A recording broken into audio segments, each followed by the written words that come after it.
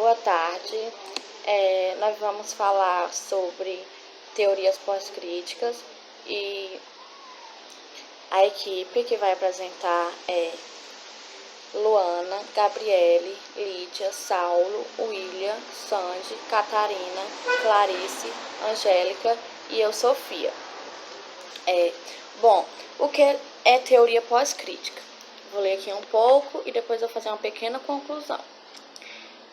Teoria pós-crítica. No campo do currículo, a expressão teorias pós-críticas é utilizada para se referir às teorias que questionam os pressupostos da teoria crítica.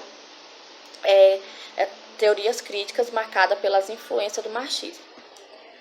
As teorias pós-críticas, elas abordam com ênfase as preocupações com as diferenças, com as relações saber-poder no âmbito escolar,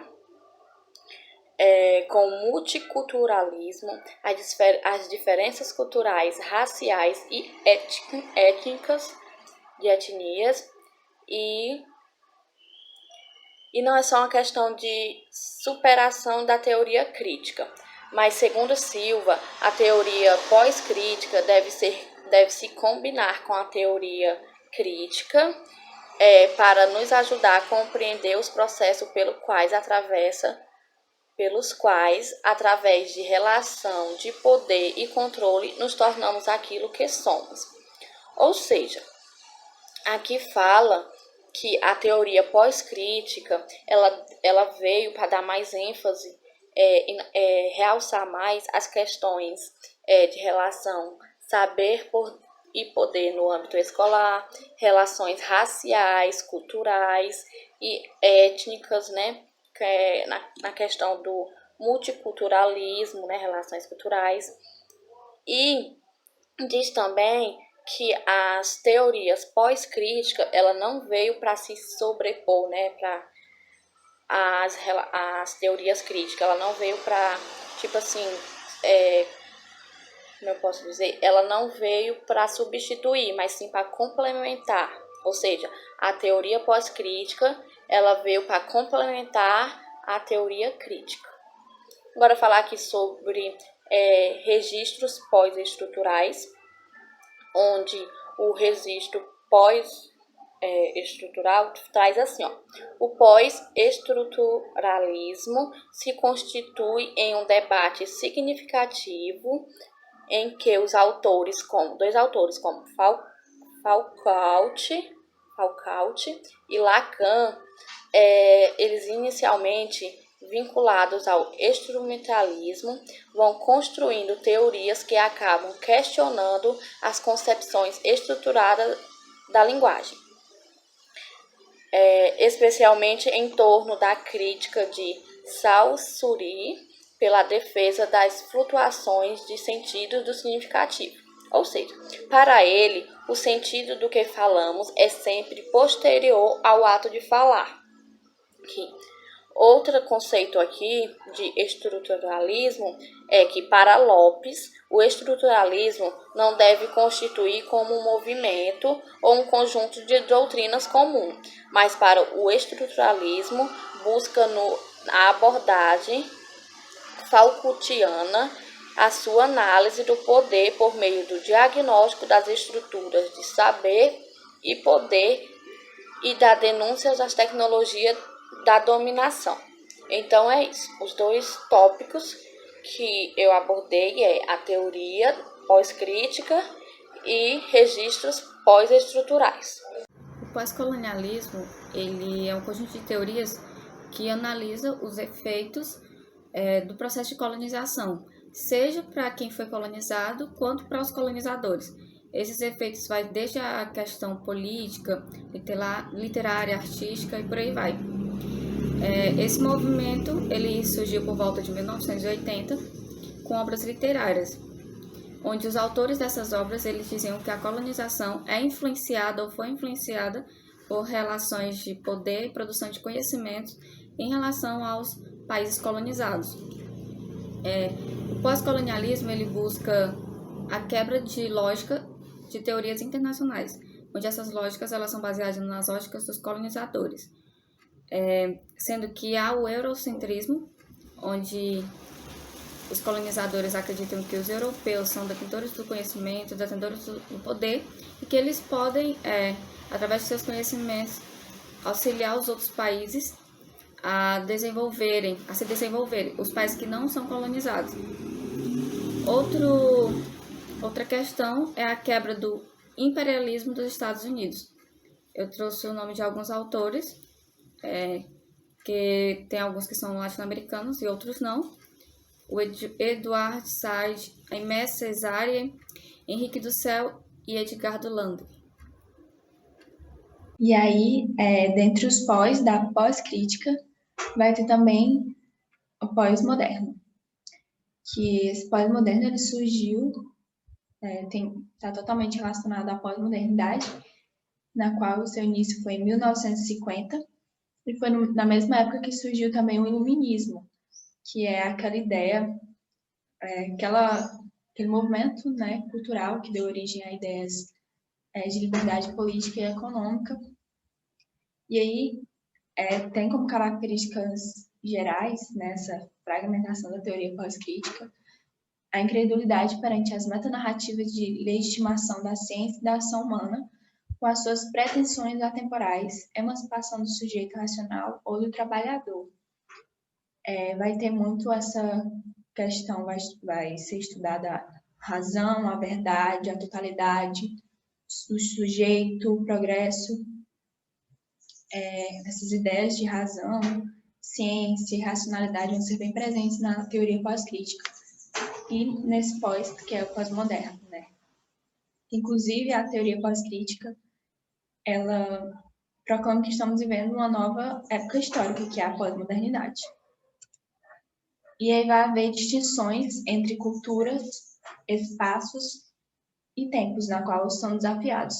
As hierarquias do mundo são pensadas como produzidas por discursos que conformam os nossos modos de interpretar. Pós-modernismo privilegia a heterogeneidade e a diferença como forças libertadoras do discurso cultural.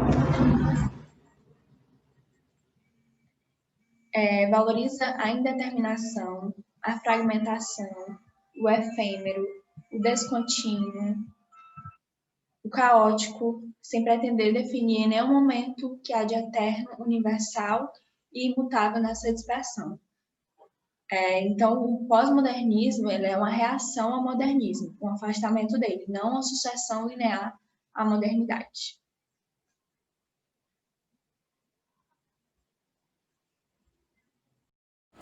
Registros pós-fundacionais. O pós-fundacionalismo, por sua vez, pode ser entendido como uma reação à pura dispersão da pós-modernidade, à fragmentação, ao puro diferir, ou seja, ao caráter de anti-fundacionalista do pós-modernismo. O pós-fundacionalismo concorda com a impossibilidade de termos fundamento fixo, questiona o objetivismo, valoriza a heterogeneidade, o indeterminismo e o anti-essencialismo, tal como o pós-estruturalismo. Constitui-se como uma profunda crítica aos fundamentos, às teorias que assumem que a sociedade e a política são baseadas em princípios imunes à revisão, localizados fora da própria sociedade e da política. O pós-fundacionalismo, contudo, não rejeita os fundamentos nem aposta na dispersão das diferenças e dos contextos isolados. Concebe a necessidade de trabalharmos com fundamentos contingentes, mas pressupõe algum nível de fixação provisória de fundamentos instáveis. A contingência, mais do que se referir às identidades e aos eventos que não são impossíveis, mas também não são necessários, refere-se ao fato de que uma identidade ou evento só é possível se não for pleno, ou seja, a contingência é obrigatoriamente necessária. O ser de uma entidade, afirma Laclau, depende de condições que não são resultados desse próprio ser. A plenitude de uma identidade é necessariamente possível.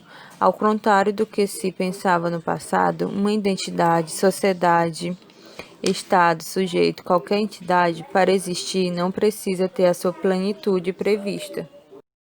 Tudo sempre pode ser de outra maneira, e o que aceitamos como ordem natural nada mais é do que uma sedimentação de práticas hegemônicas marcadas pela exclusão, instituídas por atos de poder de outras possíveis ordens. No âmbito do pós-fundacionalismo, temo o desenvolvimento do pós-marxismo, que tanto pode assumir um registro mais geral, no caso de estudos que afirmam a necessidade de ir além da ortodoxia das leis da história marxista, como defende Hall, quanto pode referir-se à teoria do discurso de Laclau e Murphy, também com grande impacto nos estudos culturais, sendo por alguns considerado um paradigma neste campo. Registros pós-marxistas. O marxismo é uma doutrina sociológica, fisiológica e política, que ela é baseada no materialismo histórico dialético e no pensamento socialista científico. Ela foi criada por Karl Marx e Friedrich Engels. Essa doutrina ela pregava a necessidade de se pensar em uma sociedade igualitária, ou seja, eles tinham, né, como um pensamento, né, de ter uma sociedade onde todos fossem iguais, onde não existisse o capitalismo. Eles queriam derrubar o capitalismo, né? Existe uma acusação por parte dos setores conservadores, né, que são os religiosos e os capitalistas, que as universidades promovem a doutrinação ideológica nos alunos de licenciatura, né, que eles iriam repetir essa doutrinação na sala de aula e, por fim, iriam formar pessoas, né, seres humanos, seres sociáveis que iriam ser contra o capitalismo, as estruturas religiosas, né, esses esteus do conservadorismo. E com isso iria ter a difusão do socialismo na nossa sociedade, né, e a queda do capitalismo. Por causa dessa acusação, né, da classe conservadora de que existia essa doutrinação na sala de aula, foram criadas recentemente alguns movimentos contra essa doutrinação, que temos como exemplo a Escola Sem Partido, onde os professores, né, e a escola toda, ela não pode se envolver no desenvolvimento do pensamento ideológico do aluno, né? E também vai ter pessoas, né, críticas que vão defender a existência dessa doutrinação marxista na escola, né? Essas pessoas, elas destacam que qualquer pressuposto educativo que seja baseado na equidade de direitos, seja ela social, política, de gênero ou relacionada à sexualidade, ela é um tipo de doutrinação marxista, né? Então, a doutrinação marxista, ela engloba tudo isso. Também sempre existiu, né, e ainda existe essa perseguição, né, de ideias oriundas de teóricos da educação marxista. Muitas vezes pela classe capitalista e tal, né, que não quer ser derrubada, mas essa doutrinação marxista, ela nada mais é do que a defesa, né, dos direitos humanos, ou seja, luta pela equidade, derrubar o capitalismo. E ela também, mais profundamente, ela valoriza muito a docência e os professores, né? Que é a parte mais fácil de mudar a sociedade, né, dentro da escola. Gente, boa tarde. Vamos iniciar aqui a nossa aula sobre teorias pós-críticas, aula prática. A equipe é formada por mim, Catarina Nogueira Fonteles, vou estar aqui como professora. Como alunos vão estar Maria Clarice da Silva, a Luana Rodrigues de Castro Pereira, o Saulo Vitor Silva Vasconcelos e o Francisco William Costa Alves. Nós vamos ver aqui essa tabela sobre as teorias de currículo. São 3. teoria tradicional, crítica e pós-crítica. Aí tem as manifestações de currículo, a abordagem curricular de cada uma, e nós vamos centrar a aula de hoje sobre a teoria pós-crítica. A manifestação do currículo dela é o oculto, e a abordagem curricular vai ser a interdisciplinar e a transdisciplinar. Concepção de currículo. Ele vem do latim currículo, que significa corrida ou pista de corrida. É uma prática cultural determinada pelo contexto dos sujeitos, podendo se materializar em ambientes formais ou não escolares. Está ligada a determinado momento histórico e ligadas a algumas questões. Se a gente for parar para pensar, as escolas antigamente, como é que as crianças eram tratadas, como é que a aula era dada, como é que a professora se comportava. Se a gente for ver hoje, existem muitas coisas ainda que são semelhantes e outras diferentes. Por quê? Porque esse currículo ele vai sendo modificado de acordo com o tempo. E outras questões também, vai depender também da política pública, que se tem realmente um interesse dos políticos em dar uma educação de qualidade, se ele está abrindo espaço para interferência do exterior, de outros países, com relação ao que ele está ministrando aos alunos aqui. Tudo isso aí vai interferir no currículo de um país. Quando a gente vai pensar em currículo, a estruturação do currículo se baseia em responder a essas perguntas. Que ser humano se quer construir? Para que tipo de sociedade? Que conhecimento deve ser reconhecido, validado e selecionado para as escolas? Quem deve selecionar o conhecimento escolar? E a gente pensa, os ministros da educação, dos governos que houveram até hoje, eles foram professores, eles sabem o que é estar na sala de aula, eles sabem o desafio que o professor passa, que os alunos passam, para atender a quais interesses são passadas determinadas matérias para os alunos. Então, a gente tem que pensar em tudo isso. Currículo pós-crítico. Teorias multiculturalistas de currículo englobam no debate sobre currículo novas temáticas, gênero, raça e etnia. A gente vai ver a importância da gente trabalhar esses temas, não só na sala de aula, mas dentro de nós, as nossas relações com as pessoas, com a família, no trabalho, nos lugares onde andamos.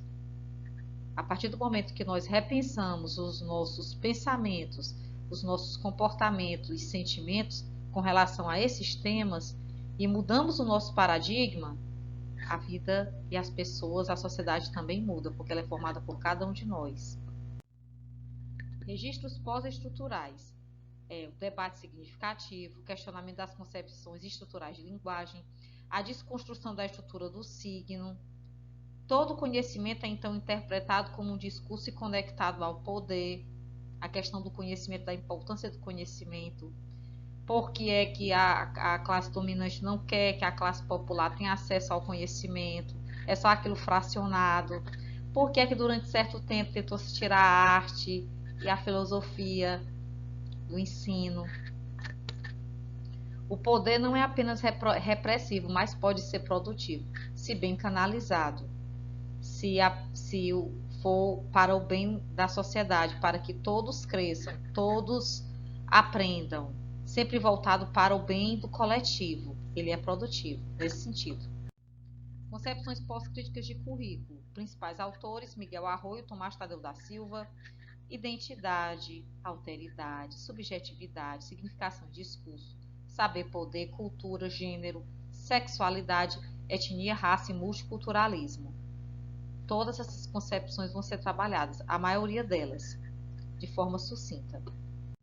Primeiro, identidade. É o conjunto de características que distinguem uma pessoa, uma coisa, e por meio da qual é possível individualizá-la. Precisamos tomar aqui muito cuidado com a questão da nossa identidade.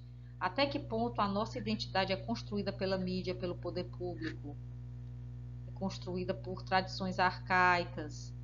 Até que ponto nós trazemos para dentro de nós o que foi colocado pela educação, e a gente não repensa isso e fica sempre agindo de forma automática, sem repensar preconceitos, que a gente muitas vezes nem percebe que tem. Alteridade, o que seria essa alteridade? Seria no caso, respeito às ideologias políticas, religiosas e sexuais dos outros.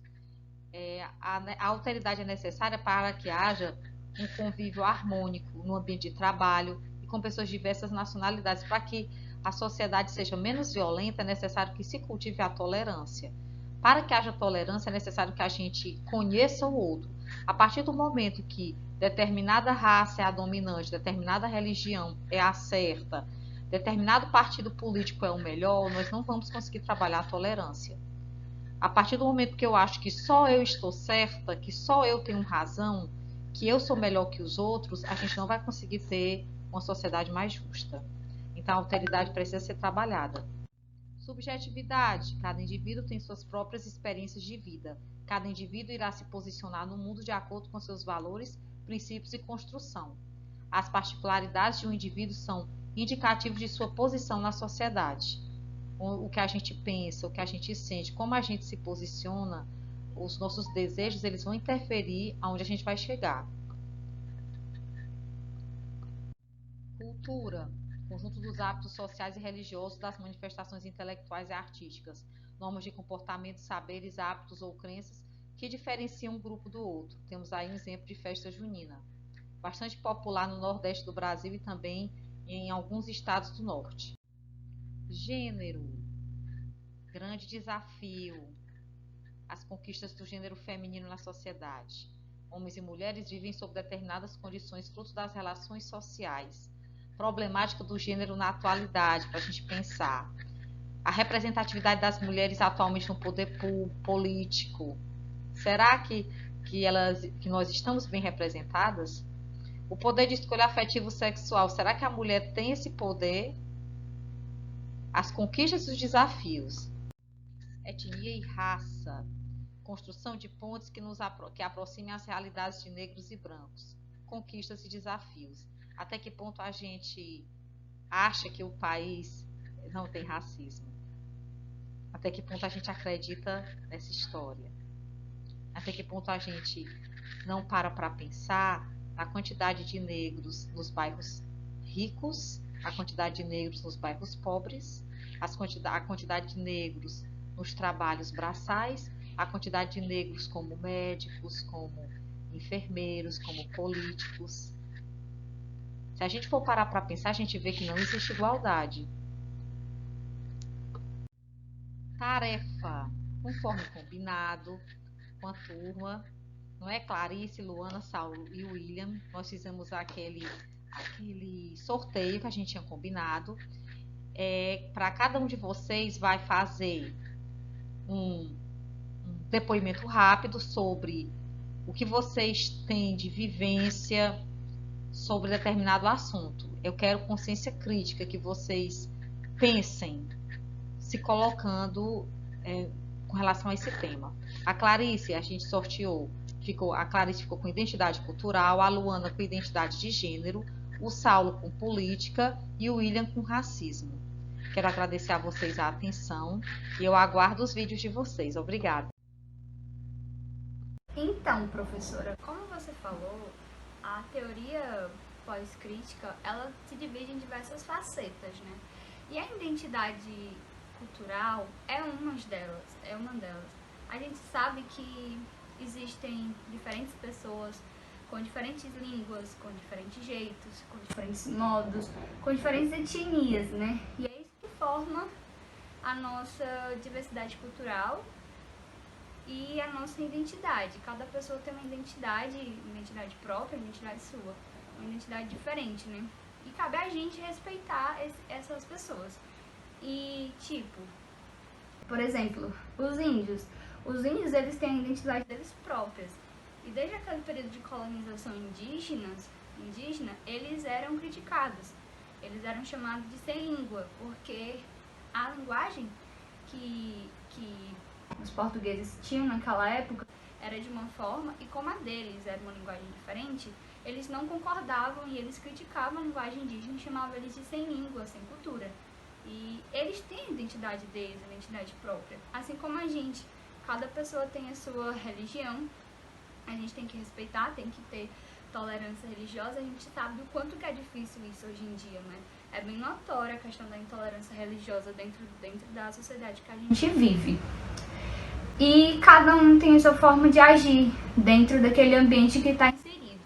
E a gente tem a gente sofre influência de meio, sofre influência de grupo também dentro daquele grupo que a gente tá, seja na sala de aula, seja no esporte, seja dentro de uma igreja, seja dentro de casa que a gente tem mesmo assim uma diversidade, né, da nossa família. Então a gente tem essa questão da identidade cultural, porque cada pessoa tem uma forma, né, uma cultura diferente. E vale ressaltar também a questão das danças. Hoje em dia a gente tem danças de diversos tipos, de modos, e pessoas que não têm tolerância quanto à dança de outro país, de outra cidade, até mesmo de outra pessoa, né? Então, assim, a gente tem que afirmar a nossa identidade cultural. E a teoria pós-crítica, ela fala muito sobre essa questão da gente ter como tem a questão de estruturas diferentes e modernas hoje em dia.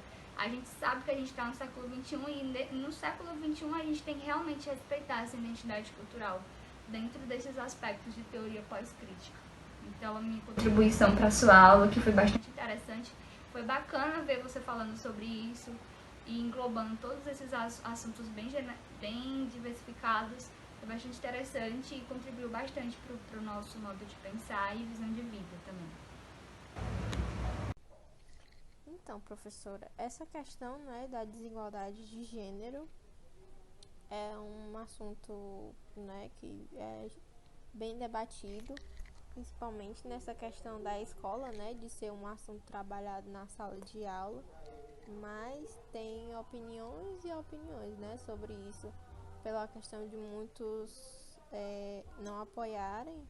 Alguns radicalizam um pouco como esse conteúdo pode ser trabalhado, e ainda não tem um consenso, né? Então, uma matéria que eu vi, né, que me chamou bastante a atenção, foi de uma escola, né, na Espanha, onde eles resolveram trabalhar esse conteúdo, esse tema, né, de uma forma bem diferente. Na prática mesmo, onde eles levavam os alunos, né, os meninos, e colocavam eles para desempenhar algumas atividades domésticas, tipo como passar roupa, essas coisas, e ensinar para eles que a prática de atividades domésticas não era algo só que é algo que é intitulado só para meninos, né?